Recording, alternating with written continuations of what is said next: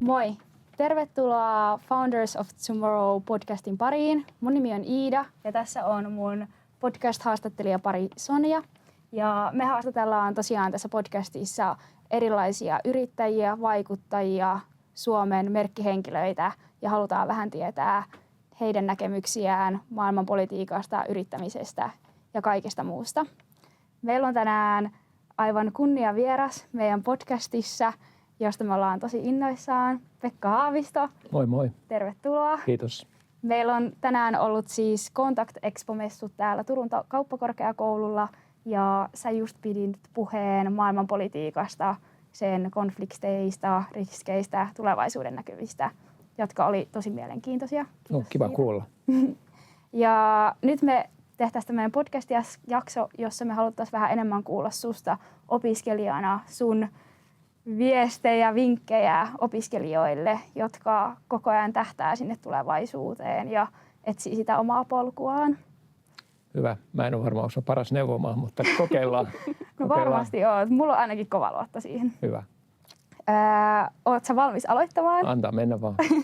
Joo. Meillä on tämmöinen lämmittelykysymys sulle, joka menee näin, että kun sä mietit sun omaa nuoruuttasi ja aikaa, kun sä olit opiskelijana, niin millainen opiskelija sä oikein olit? No, mä olin varmaan aika huono opiskelija siinä mielessä, että mä tein koko ajan kaikkea muuta kuin sitä opiskelua. Mua kiinnosti tavattoman monet asiat kouluajoista asti. Mua kiinnosti ympäristökysymykset ja mä olin muodostamassa tämmöistä niin kuin uutta ympäristöliikettä Suomeen.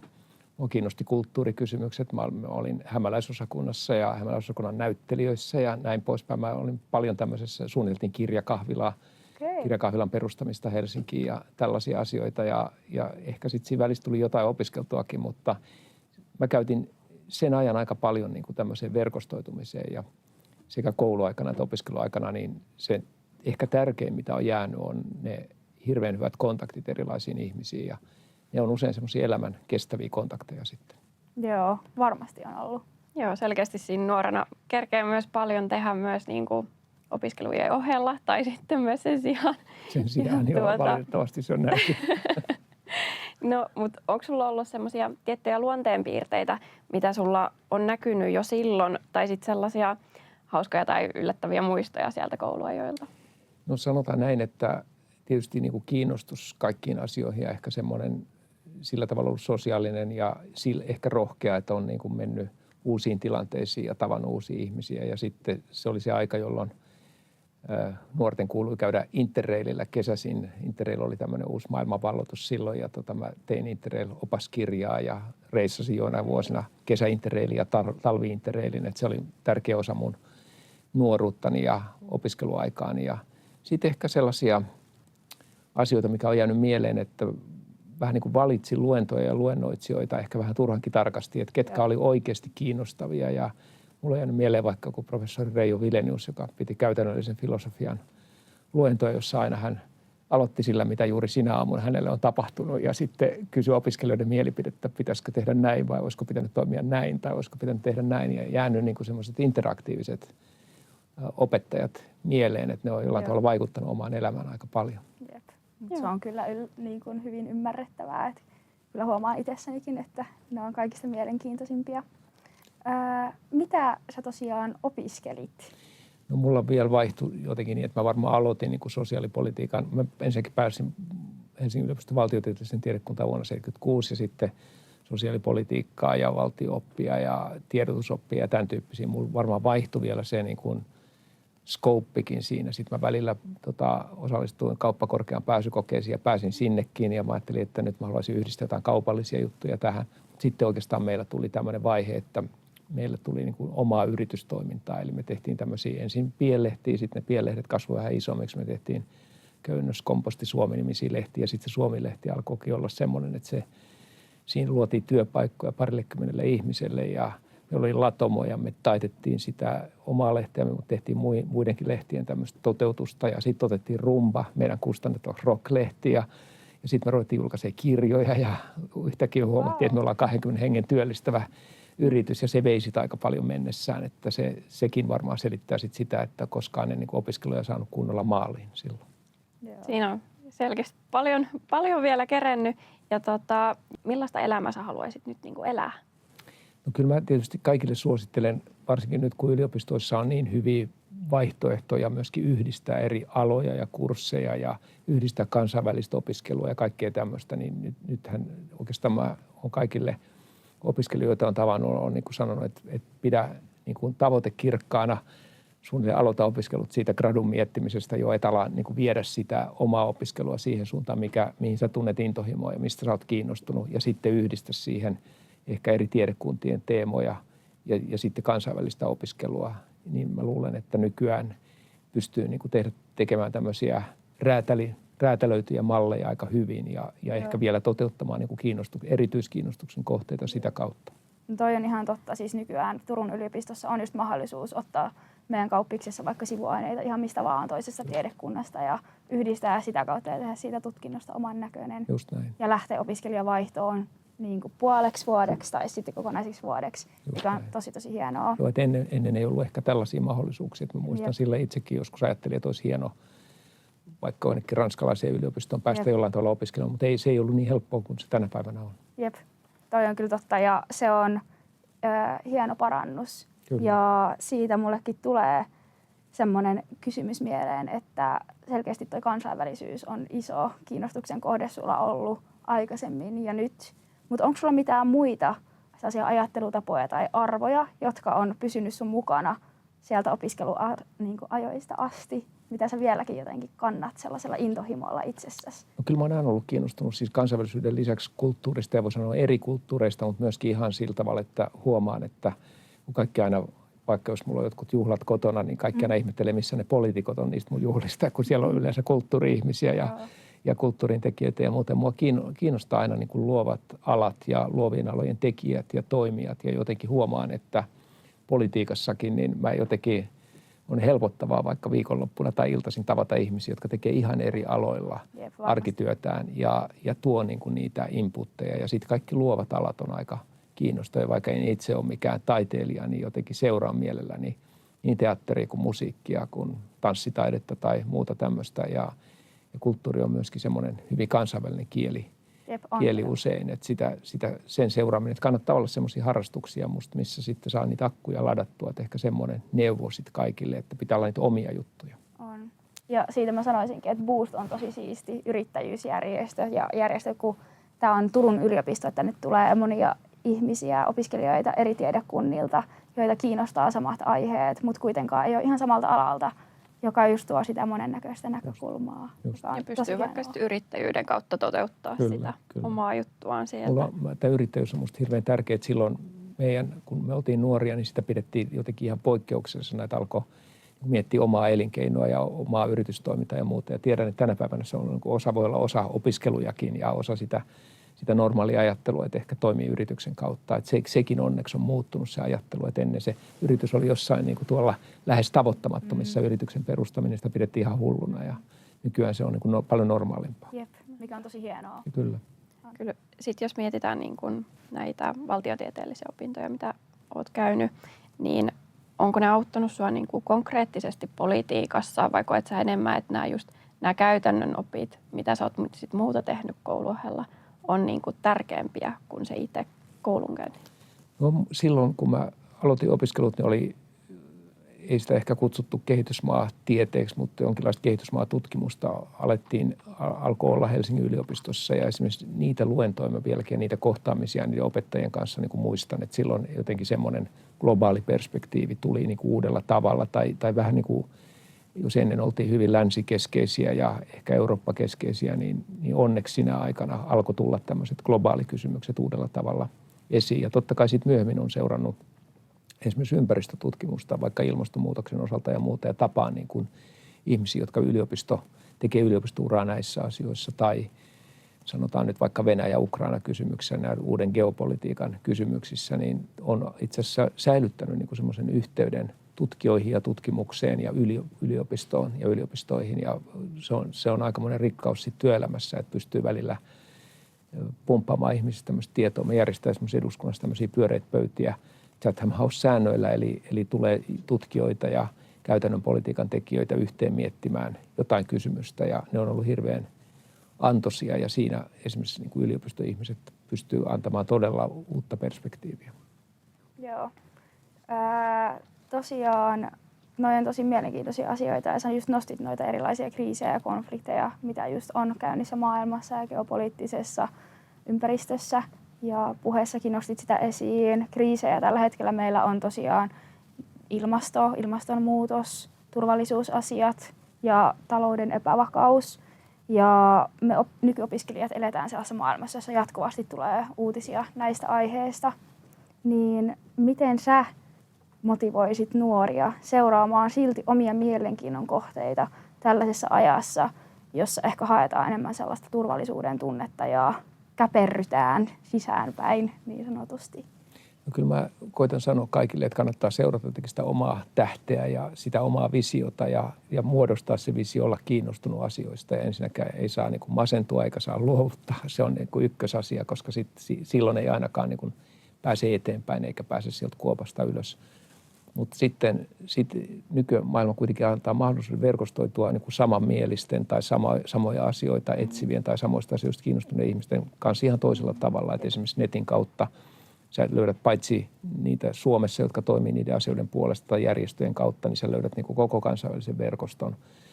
Ja mä oon nähnyt monia suomalaisia esimerkkejä, missä ihminen niin kuin linkkautumalla vaikka sitten tämmöisiin kansainvälisiin toimijoihin löytää ihan uusia sfäärejä ja pystyy löytämään sen oman tekemisensä ja oman alansa ja näin poispäin. Että kyllä mä kannustan siihen, että etsii aktiivisesti yhteyksiä ja samalla tavalla ajattelevia tai samoista asioista kiinnostuneita ihmisiä, niin sitä kautta usein sitten löytyy myös uusia ratkaisuja. Ja ne voi olla sitten tässä kotimaisessa keskustelussa ihan uusia ajatuksia, joita voi tuoda esiin ja omalla työpaikallaan tai omassa työssään niin uusia näkökulmia. Se on hirveän tärkeää. Joo. Tähän ehkä hyvin linkittyykin sit seuraava kysymys, että onko sun uran aikana ollut sellaisia, niin kuin, mitkä on ollut niitä vaikeimpia hetkiä, että onko koskaan niin kuin käynyt mielessä, että nyt ei enää jaksa, että nyt on vaan parempi luovuttaa? No en mä tiedä, onko luovuttaminen käynyt mielessä, mutta siis politiikassa ja sitten varsinkin paitsi kansanedustajana niin ministerinä, niin sä oot oikeasti vastuussa sit omasta alasta ja sen eteenpäin viemisestä. Ja kyllä mä muistan ekan ministerin kautta ympäristöministerinä, kun oli tämä Euroopan unionin Natura 2000-ohjelma ja oli hirveän määrä protesteja luonnonsuojelua vastaan ja välillä tuntui, että tämähän niin kuin hukkuu näihin valituksiin ja nurinaan ja tämmöiseen. Ja sitten tuli tämmöisiä vanhoja luonnonsuojelijoita, meidän omassa eduskuntaryhmässä Erkki Pulliainen tai sosiaalidemokraateissa Matti Ahde, jotka sanoivat, että se on aina tällaista, että se oli koskiensuojelulain aikaan tämmöistä ja se oli rantojen suojelulain aikaan tällaista ja nyt se on Naturan aikaan tällaista, että se aina herättää semmoisia. Oli niin kuin tärkeää saada sitten konkareilta rohkaisua, että pitää vaan puskea läpi tuulen ja tuiskun ja sitten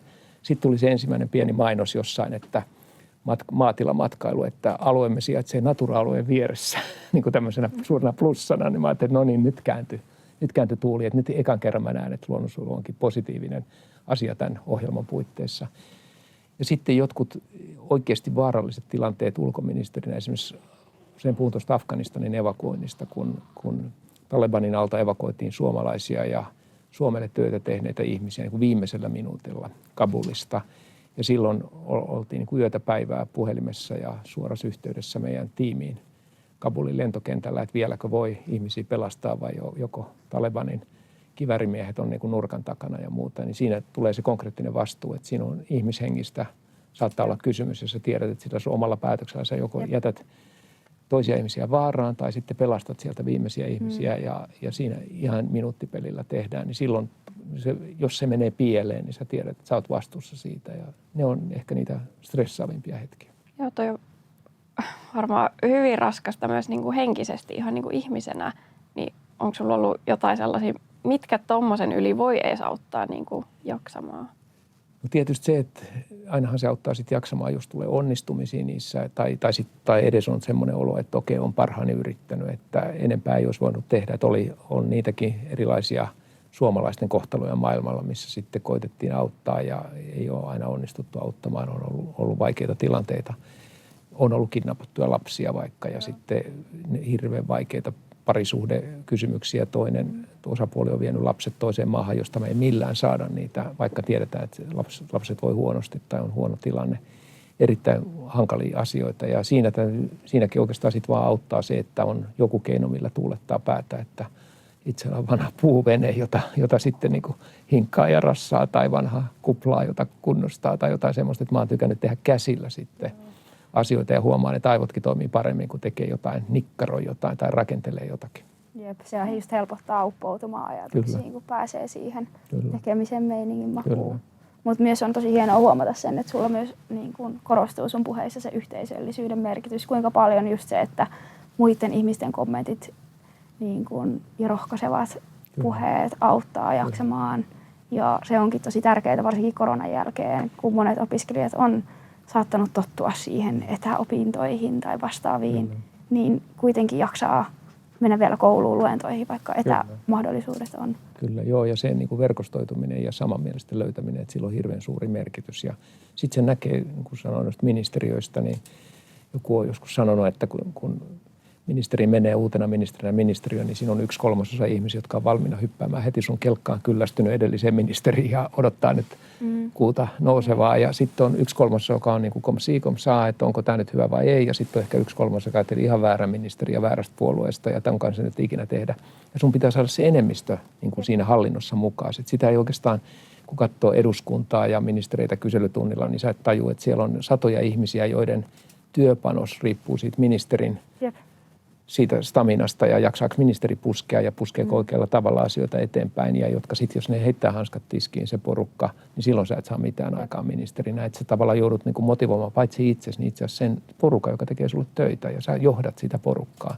Ja sitä ehkä niin kuin ulkopuolelta ei aina muista, kun katsoo eduskuntaa ja ministereitä kyselytunnilla, että niillä on iso porukka takana, joka on valmiina tekemään heille töitä, jos saadaan motivoitua.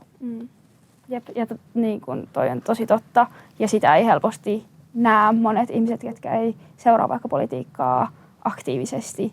Ja medialla on tosi iso vaikutus nykyajan mielikuvien luomisessa. Kyllä. Niin mikä sun näkemys on siihen, että kun monet nuoret vanhemmat lukee uutisointia politiikasta, niin kuinka hyvin ihmiset tosiasiassa on kartalla politiikasta, jos otetaan keskimääräinen suomalainen joukkoväestö, joka seuraa silleen keskimääräisesti uutisointia, niin elääkö ne helposti sellaisessa misinformaation illuusiomaailmassa vai koetko, että sieltä saa sitä perustietoa, joka auttaa pysymään kartalla? Tietysti on niin, että Suomessa kuitenkin niin kuin keskimäärin varmaan ollaan sivistyneempiä politiikan kehityksiä, varsinkin maailmanpolitiikkaa seurataan, on TV-uutiset ja suuri osa suomalaisista katsoo vielä tämmöisiä kanavia, on netissä hyviä lähteitä, uutislähteitä ja muuta.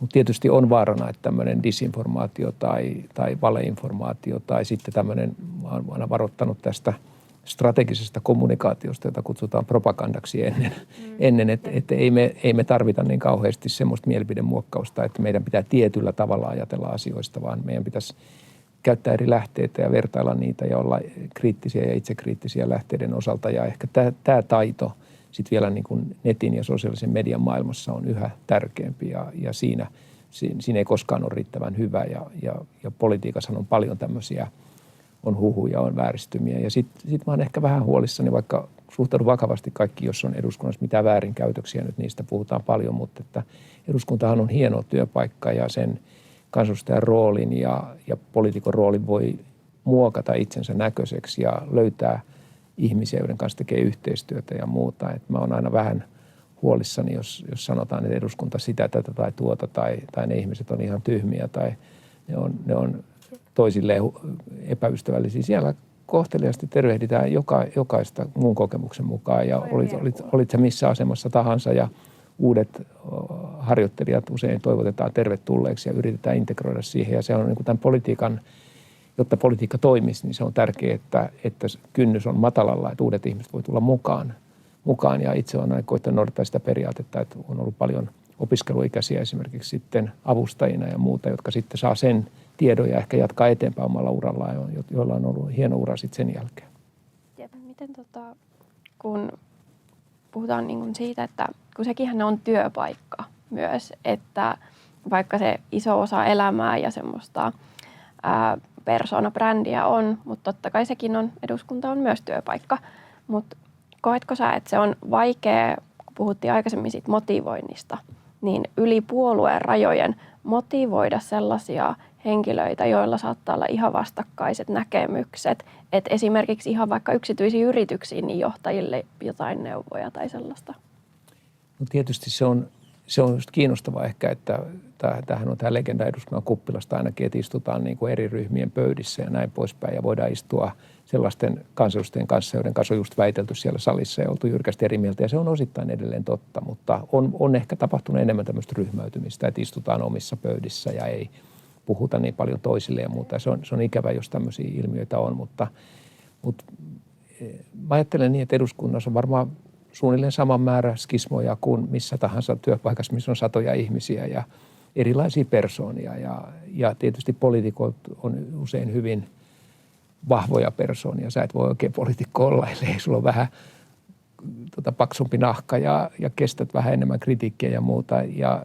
Ja se on myöskin rikkaus sitten nähdä näitä eri ihmisiä ja tehdä heidän kanssaan työtä. Ja aika paljon sitten kuitenkin poliittisten jakolinjojen yli tehdään ja hallitusoppositio-jakolinjojen yli tehdään. Ja hyvänä esimerkkinä on kyllä ulko- ja turvallisuuspolitiikka, että siinä se yhteisymmärrys eri hallituskausina ja eri poliitikkojen kesken on saatu aika lujaksi. Ja se on niin kuin Suomen etu ja monet ihmettelee sitä, että meillä on niin vahva tämmöinen konsensushakuisuus. Mä en näe siinä mitään pahaa, koska sillä sitten maan turvallisuutta ajetaan yli hallituskausien. Tehdään sitä yhteistyötä. Jep. Ja ehkä se kelpaa niin kuin malliksi monelle muulle maalle tai monelle muulle sektorille, että vaikeissa kysymyksissä siitä hitsaudutaan yhteen.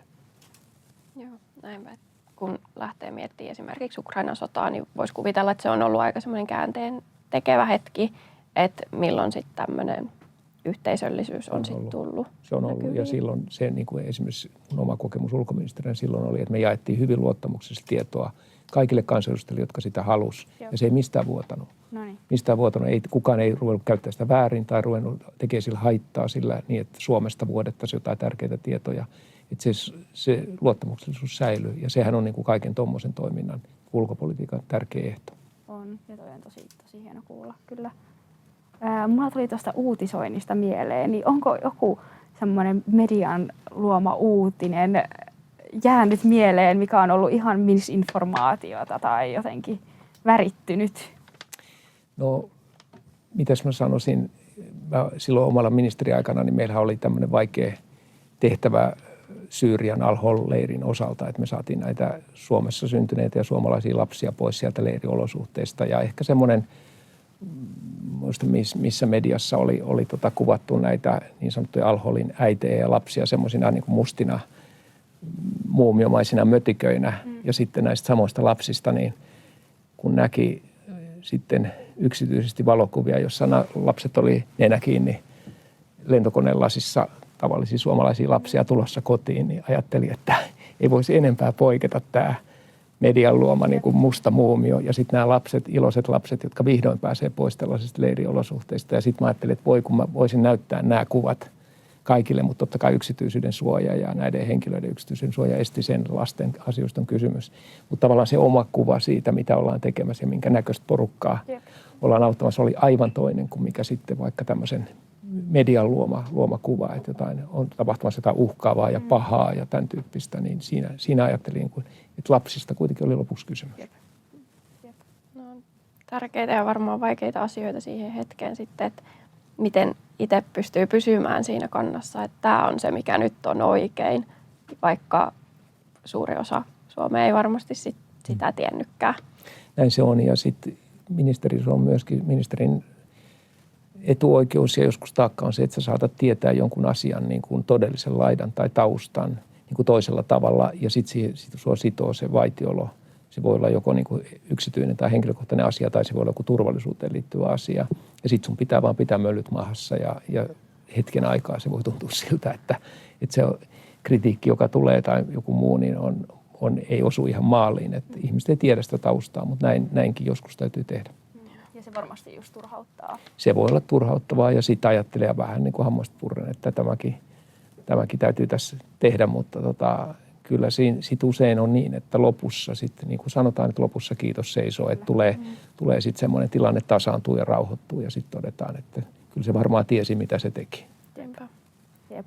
Meillä alkaa varmaan aika kohta tuossa loppumaan, mutta mä voisin vielä yhden viimeisen vähän ehkä kevyemmän lopetuksen tähän kysyä, että jos katsotaan tulevaisuuteen, niin mitkä on sun sellaisia henkilökohtaisia haaveita tai mitä sä toivot seuraavalta sukupolvelta tai mitä niin kuin saavutetaan vaikka 20 vuoden ajalta ja erityisesti ehkä nämä sun henkilökohtaiset haaveet?